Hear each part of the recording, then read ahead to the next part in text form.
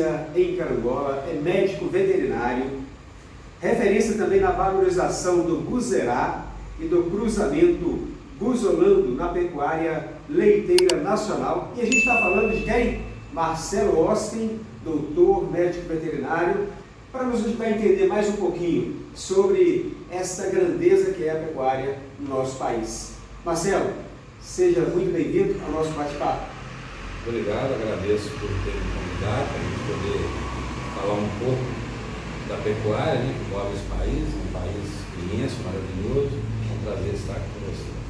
E você nasceu no dia 1º de junho, que por coincidência é Dia Internacional do Leite. Dia Internacional do Leite, e ele é especialista médico veterinário. Primeiro foi técnico, né, agropecuário, depois você fez a medicina veterinária, né? Sim, sempre foi, o desejo sempre foi estar e permanecer dentro da pecuária. Então, assim, desde novo a gente foi aprimorando e formando dentro da área, né? Esse era o objetivo desde novo. Que bom. E o Jandir, você também entende um pouquinho de gado leiteiro, gado de corte? Muito pouquinho, né? Não chega a 1% do que nosso amigo Marcelo entende, tá? Eu acho que nem metade, vamos colocar, nem isso, nem 1%. Inclusive, Marcelo, eu vi, né, uma reportagem no Carangola Notícias, não é isso? Sim. Saiu agora, acho que foi acho que dia 1º ou dia 2, não é isso? Dia 1º, né? Como que foi essa questão dessa reportagem? Até eu não sabia muito do que ia acontecer, né? Foi até meio que uma surpresa, apesar de ter sido indagado por muitas coisas que vieram acontecer dentro da pecuária, principalmente agora na Expo Zebu, em maio em Uberaba, né? Onde eu fui entrevistado por duas revistas, Pecuária Brasil e a revista do Zerati. Eu hoje estou diretor leite da ACGB, que é a Associação dos Criadores de Buzerá e Buzolã do Brasil, né? Eu tenho esse cargo hoje, e fizemos, nesse período que estamos lá colaborando com a raça, fizemos grandes conquistas para a raça Buzerá e seus cruzamentos.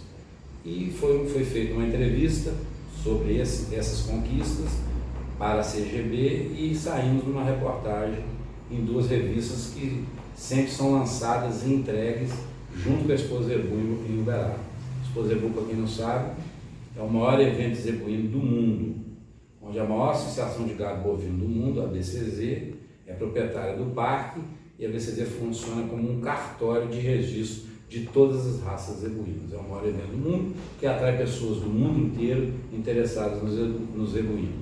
Né? Legal.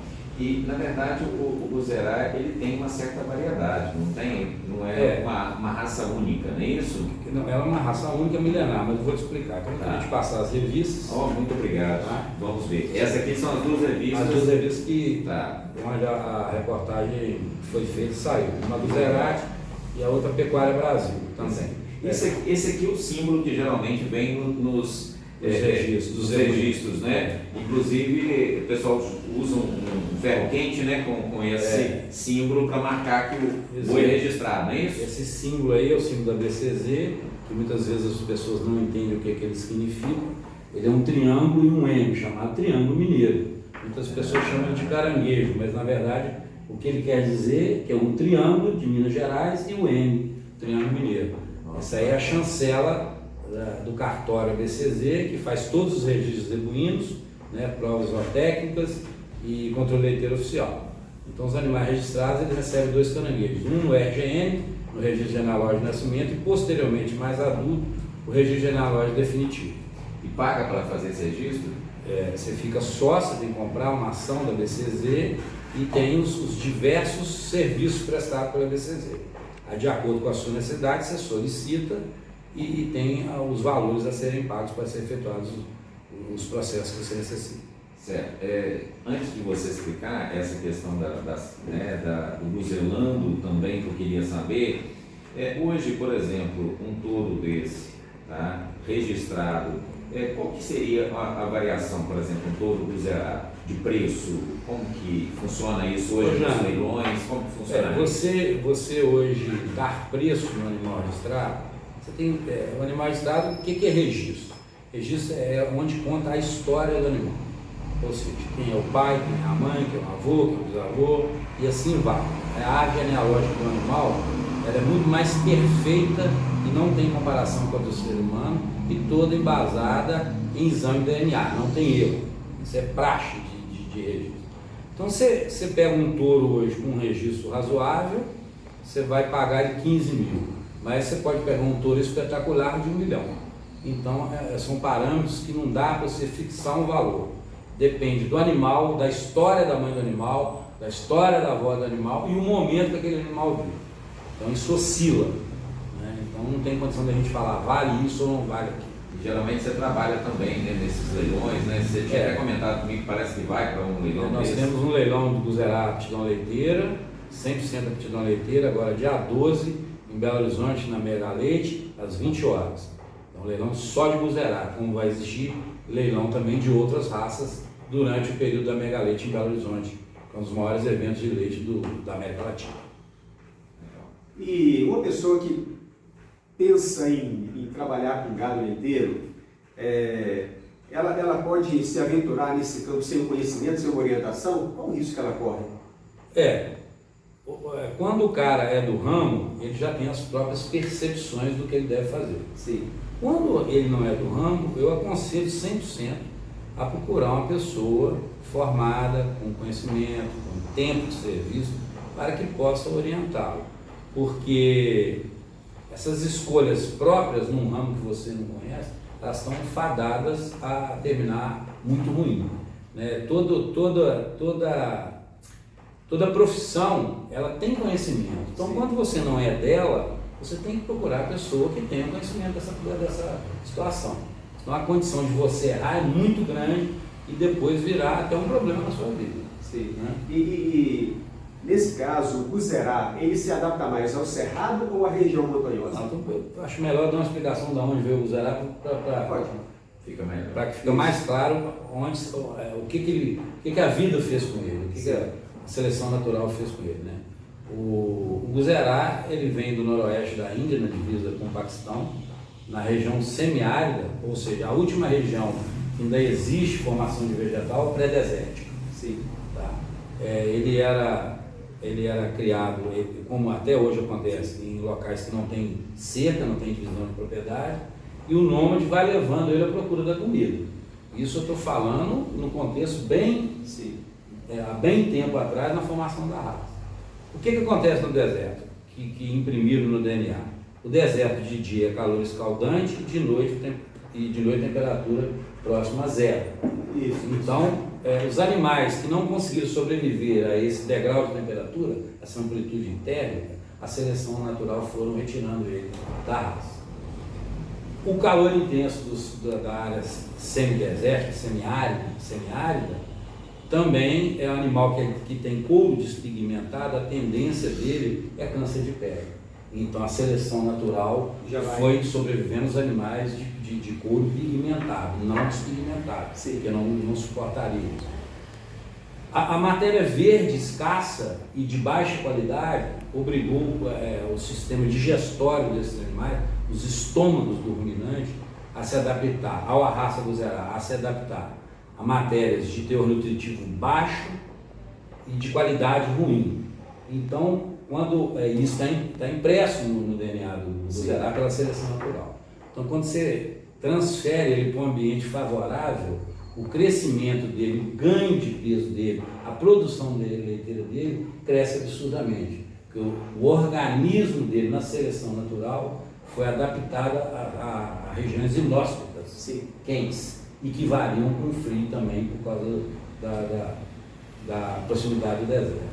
É uma raça milenar, em torno de a raça, uma das raças mais puras zebuínas que se entende para aquela pessoa que conhece. Ela tem 5 mil anos de existência. 5 mil anos. Ela tem pinturas rupestres, ela tem moedas de reinos que existiam a figura do Buzerá.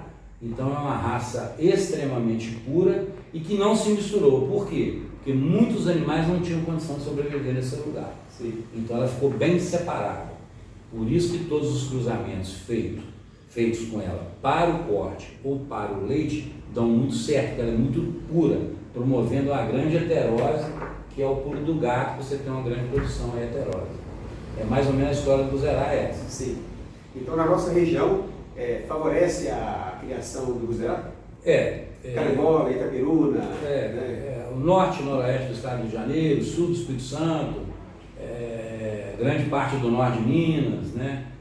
Região muito quente, né? Isso é a mesma coisa que você botar o pinguim em geleira, é a praia dele. Sim. Você está entendendo?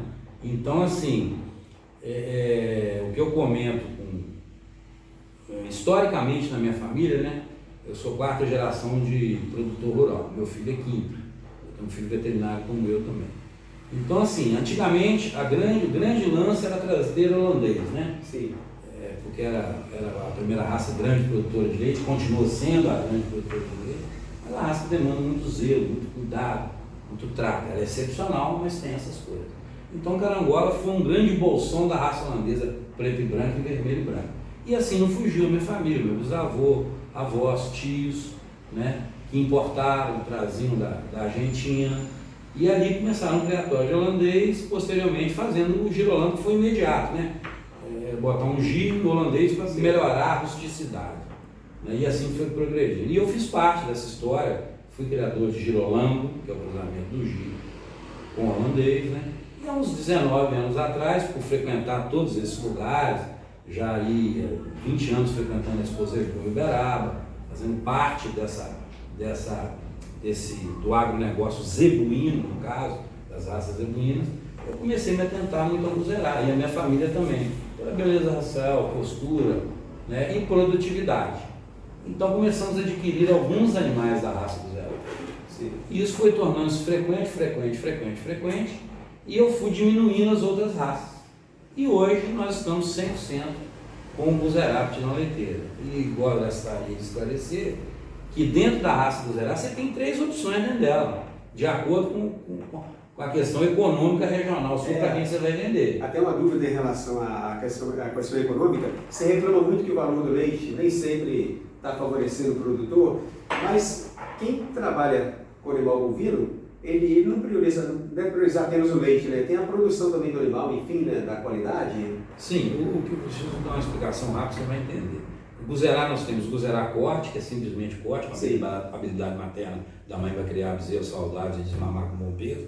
Você tem o duplo aptidão, que produz um leite e também produz uma carne, medir as duas coisas. E você tem a aptidão leiteira, que te dá a carne de brinde, mas o grande lance dele é a produção leiteira. É o seu caso? Que é o meu caso, é a aptidão leiteira.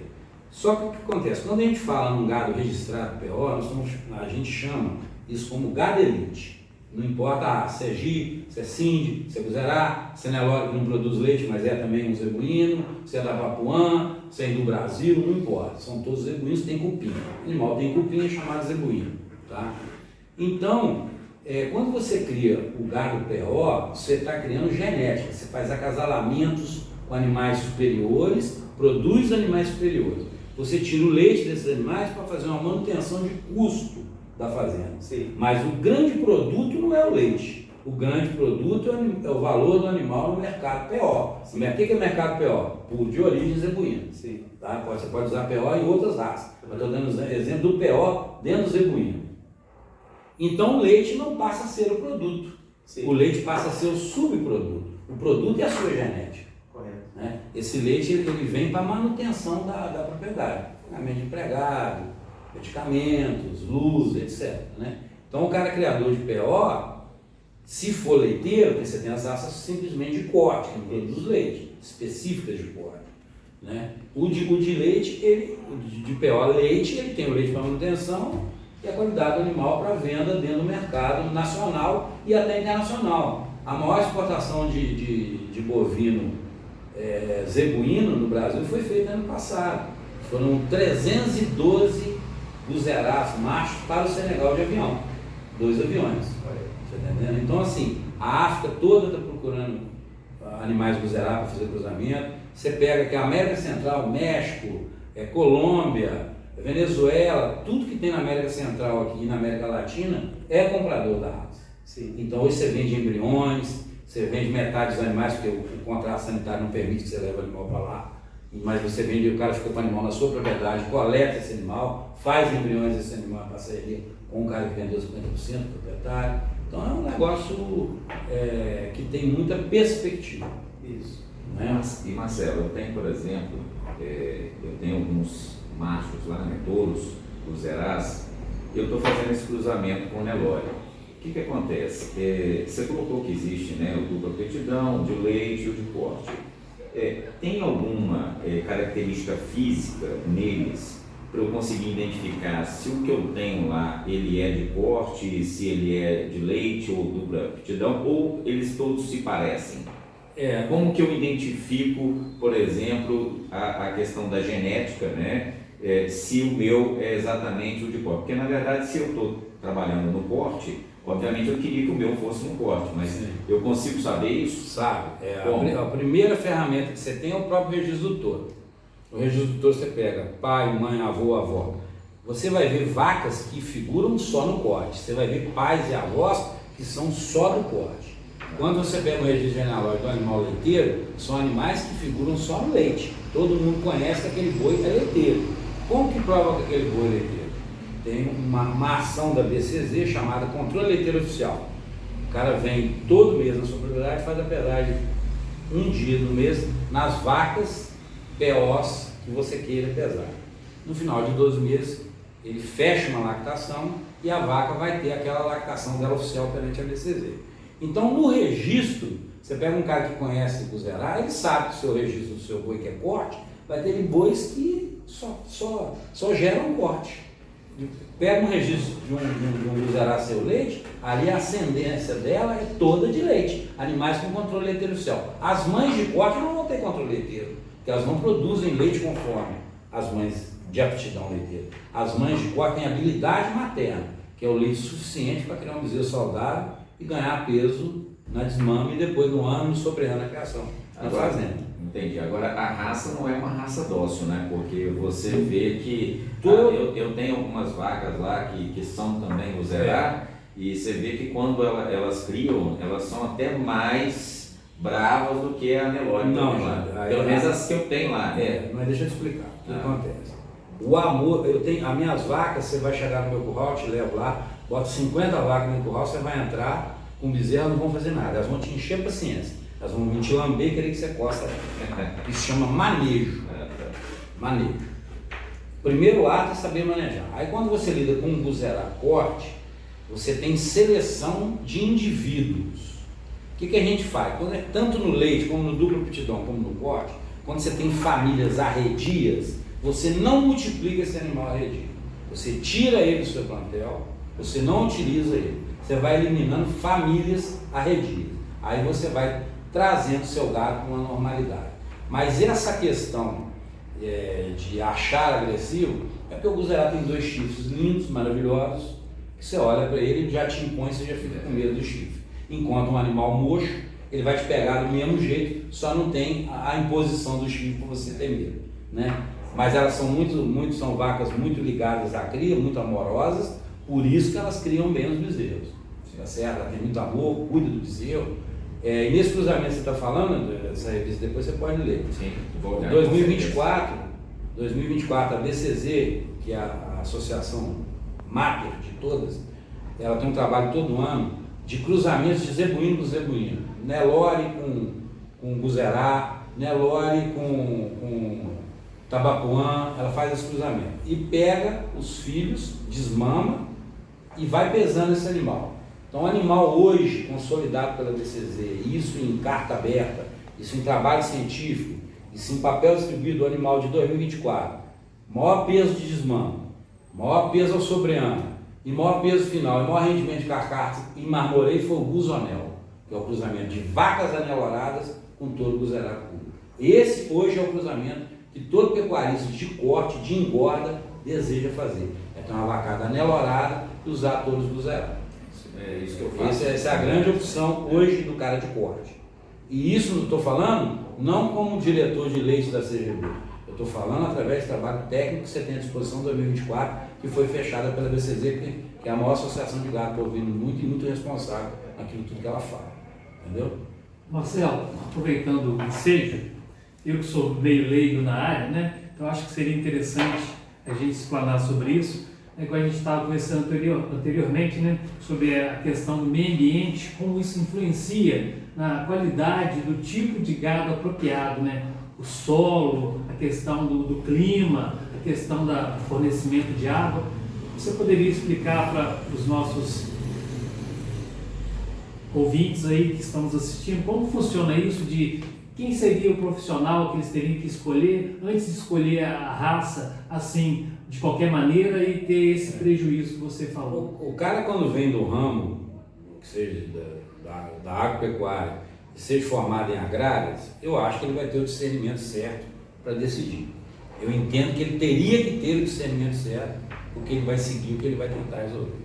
Quando você tem uma pessoa que começa a investir na agropecuária, vai começar a comprar a primeira fazenda, não sei se ele quer leite, não sei se ele quer corte, não sei se ele quer PO, ele não definiu.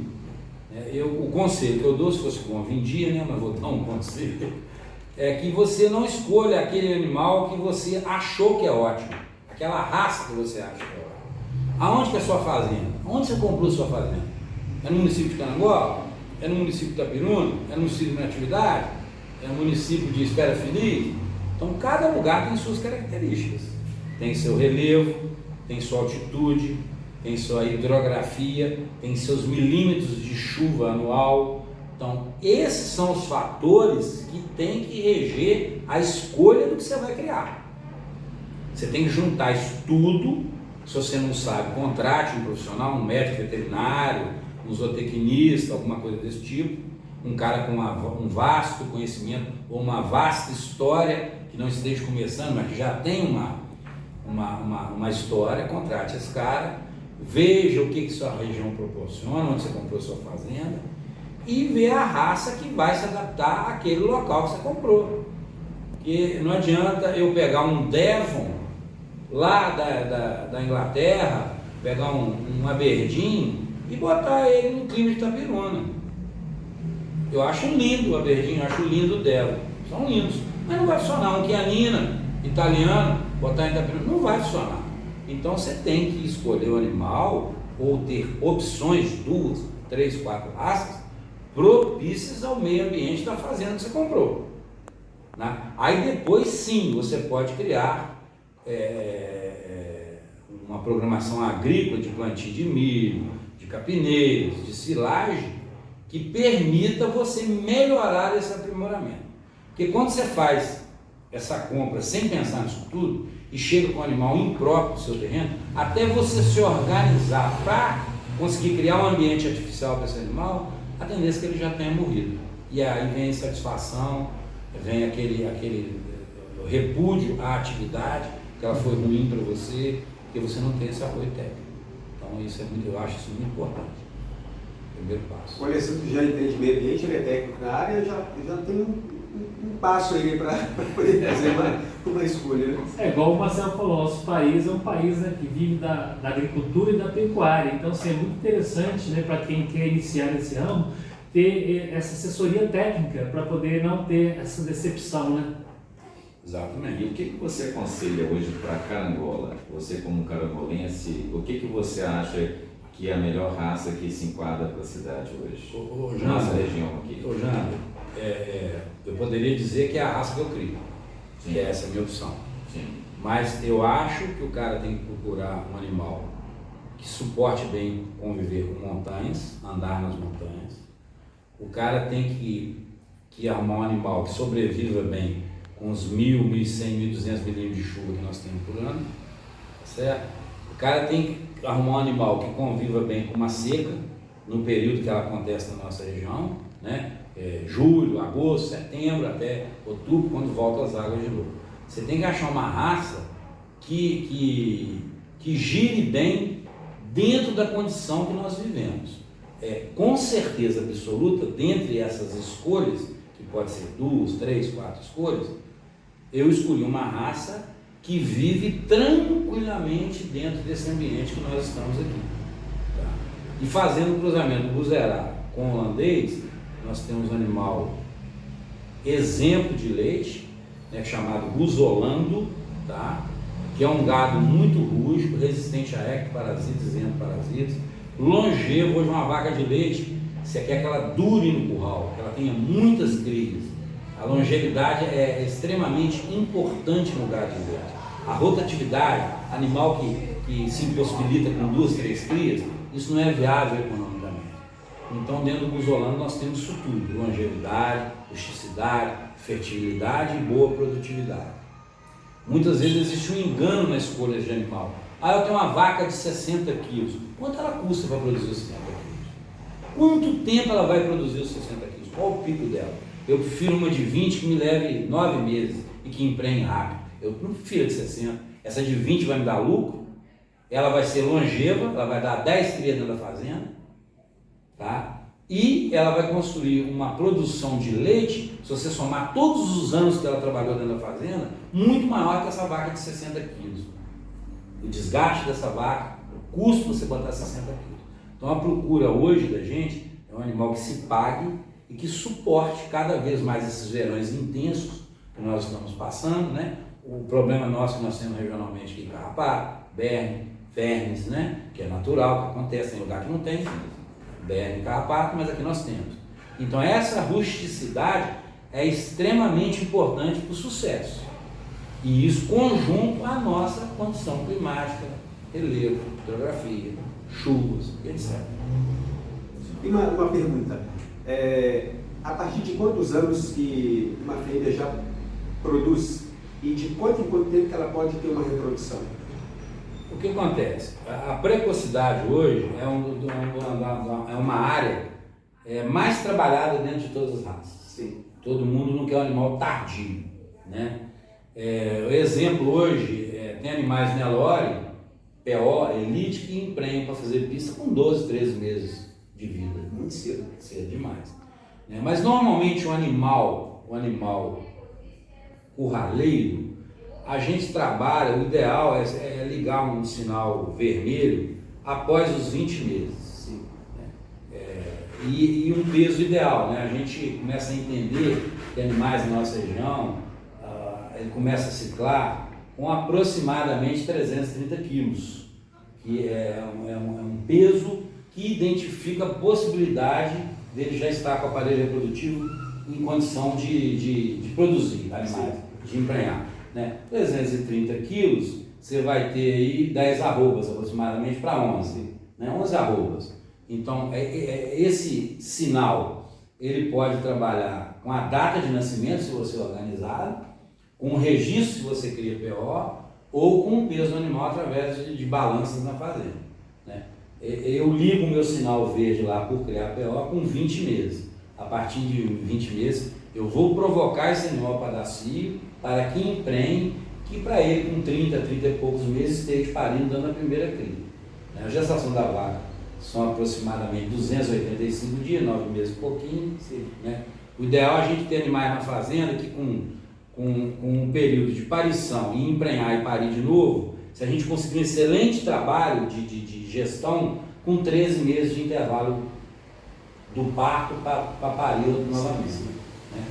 12 seria um excelente, mas é difícil pra caramba. Então assim, 13 meses, no máximo 14 meses.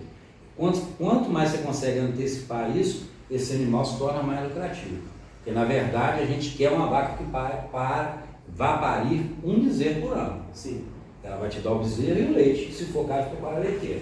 Nós estamos aqui nos referindo à pecuária leiteira no assunto. Né? Ou seja, em 10 anos, dando certinho, você tem aí 9. Eu tenho vacas Guzerás e amigos e números com 15, 16 anos parindo. É um gado longevo demais da conta, que é diferencial dentro do zebuíno. Isso é uma característica do Guzerá. Conhecida através de pesquisas, de trabalho científico.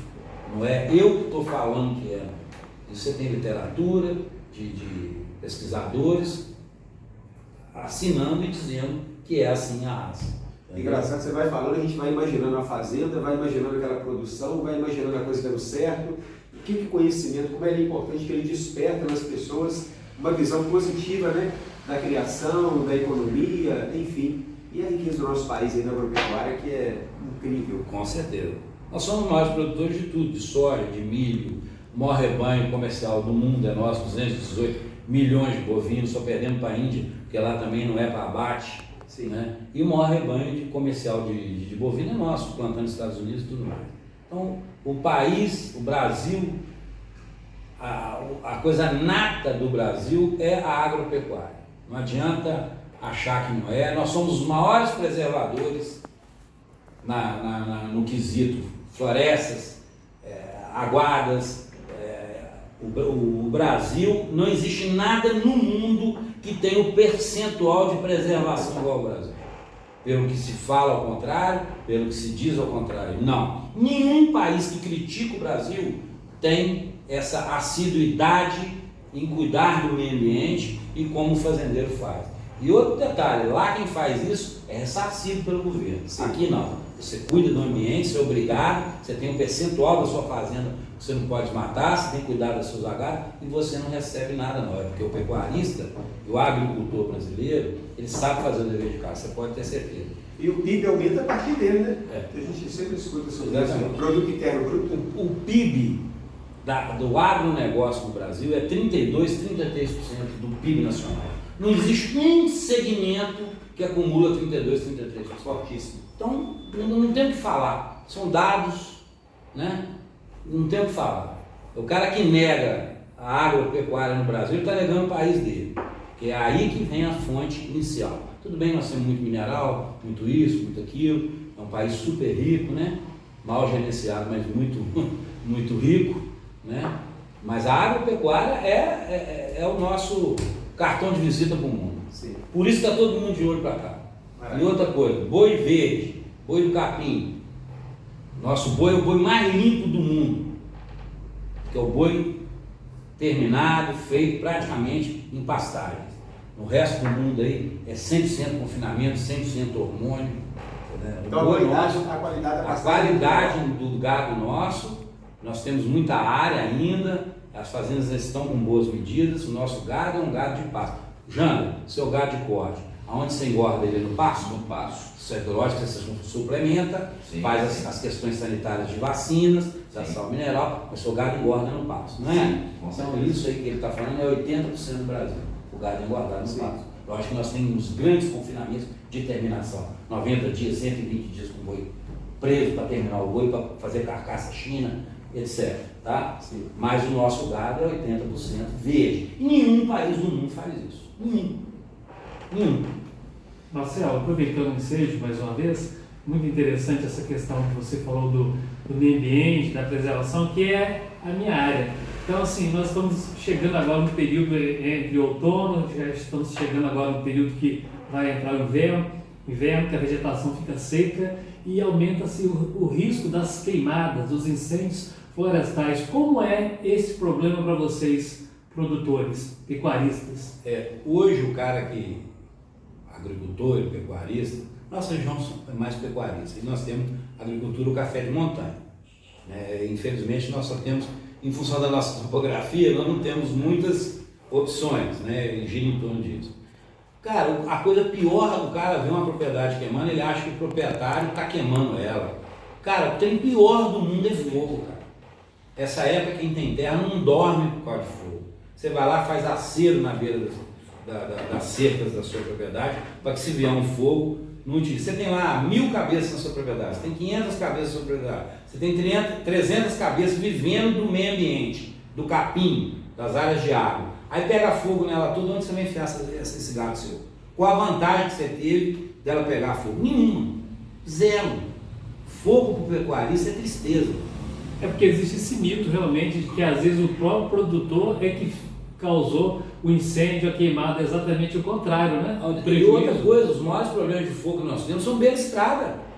As propriedades de beira-estrada, de trânsito muito ativo, as rodovias são as que você pode ver em Carangola que as queimadas que nós temos, as mesmas em torno da cidade, não estou falando para dentro do município, não é que a gente vê de dentro da casa da gente, são os mesmos lugares, em beira de rodovia.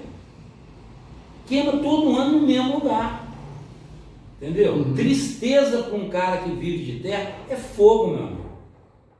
É bom esclarecer que a gente está entrando nesse período de estiagem, É para as fogo. pessoas, né, terem consciência, né, de que além de trazer o prejuízo econômico, né, tem o prejuízo ambiental, né, que elas provocam, né? Você mata toda a parte viva do solo com fogo. Esse negócio de que fogo ajuda no primeiro plantio, isso já acabou, gente, isso não existe. Fogo é ruim demais. Acaba com o solo todo, acaba com a fauna, acaba com a flora, acaba com tudo. E se o animal estiver lá dentro de noite, ele vai morrer também. Fogo é uma tristeza pra gente. É a época que a gente não dorme, essa época agora, liga todo dia, vai na fazenda, querendo saber, é assim, porque o Jander tá aí e deve passar o mesmo sufoco que eu tô falando para ele aí. Com certeza, não foi uma vez só não, já tivemos inúmeros episódios com fogo. Tá? Queria agradecer, Marcelo, então, a sua presença, né? E outra coisinha, antes nessa gratidão aí, uma perguntinha. A pessoa que hoje quer fazer medicina veterinária, o que você diria para esse, o que você diria para esse jovem que sonha em ser médico veterinário, em trabalhar na agropecuária? Pai, me fizeram essa pergunta em Cordeiro, Foi? numa entrevista que eu saí lá do Guzerá. Eu virei pro cara e falei assim, meu amigo, eu acho que... Marcelo, o que você diria para aquele jovem que está com 18, 19 anos e vai iniciar a sua vida universitária e que deseja ser médico veterinário?